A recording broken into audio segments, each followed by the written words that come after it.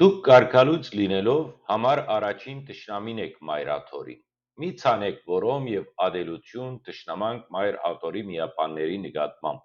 Ամոթ է, մեղք է, անպատվություն է։ Տոնդ արձագանքին արժանի է լրջորեն ընդունելու, որովհետև գպխի խոր մտահոգությունեն, սակայն կխնդրեմ լսեցեք նաև իմ սրտիս ձայնը։ Ես դակավին ինքզինքս գարկալույց չեմ ըրած։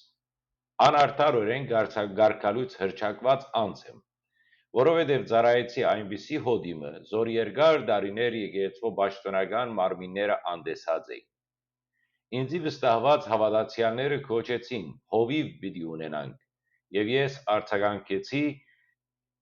ոչ թե իբրև ապստամբը, այլ իբրև հավատարիմ քահանամը, զոր իր հոդը կանչեց ծառայելու։ Եվ հիմա,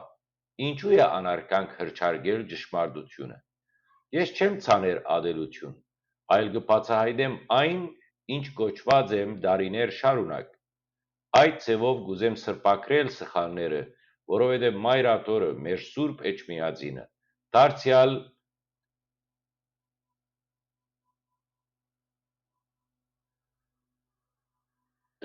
փայլի իր ճշմարիտ պարկով։ Որոմը ես չեմ ցանած, այն սերմանված է վաղուց, ես միայն մատնանշողն եմ։ Եվ որովհետև մեր Տերը կպատկամե, ճշմարտությունը պիտի ազատե ձեզ, Հովհաննես 8:32, ես պարտավոր եմ խոսելու ճշմարտությունը։ Անպատվությունը ոչ թե ճշմարտությունը խոսիլն է, այլ լրելն է, երբ սրբությունները ոտնագող կլան։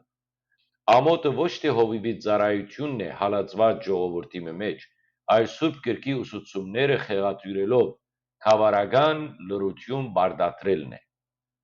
Եթե սխալած եմ, թող բացատրվի ըստ կանոնակարգի, ըստ Աստծո խոսքին, բայց մինչ այդ ես հավատարիմ պիտի մնամ ոչ թե հպարտության կառույցին, այլ Քրիստոսի հոդին։ Սիրով եւ ոչ ադելությամբ խոսած եմ ու պիտի շարունակեմ խոսիլ, քանի դեռ կա մեկ հոգի, որ ինձի կլսե։ Աստված ձեզ եւ մեզ օրհնե եւ առաջնորդե, ամեն։